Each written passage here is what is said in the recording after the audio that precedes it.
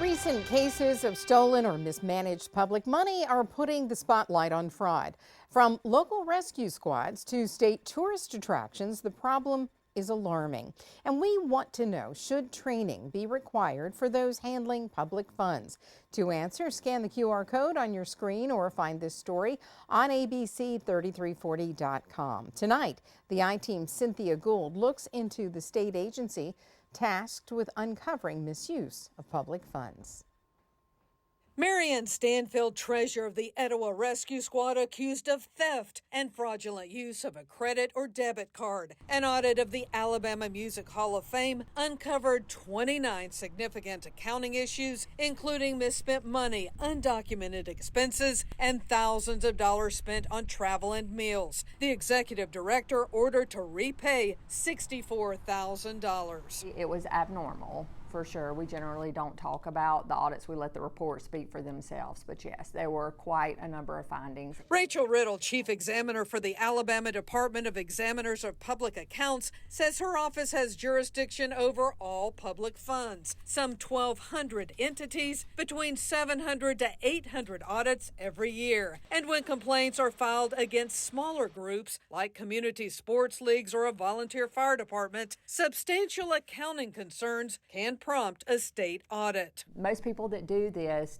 part-time, and I get that, but you're signing up to be in governance and to make sure that any sort of public funds are protected. But it is a responsibility. Correct.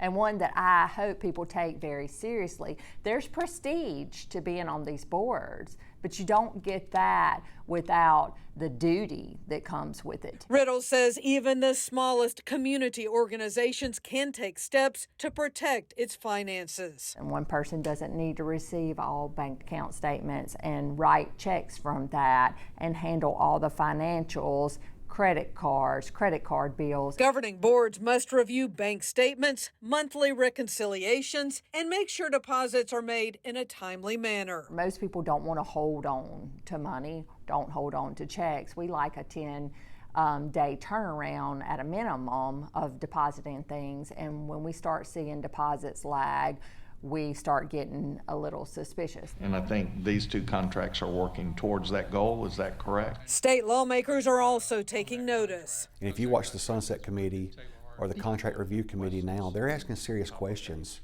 And in the past, I don't think that's been done. But you obviously can't micromanage all these boards and agencies. You cannot, but I will say we've got a few people that's on that committee that have really took it personally, what's happening, and a lot of times it's some state money involved. State Senator Lance Bell says technology is giving lawmakers a better view of where tax dollars go, crucial as today's workflow may open the door to fraud. It's easier now with everything being electronic to do things, and people working at home and doing a lot of teleworking and not communicating in person. Things happen easier that way.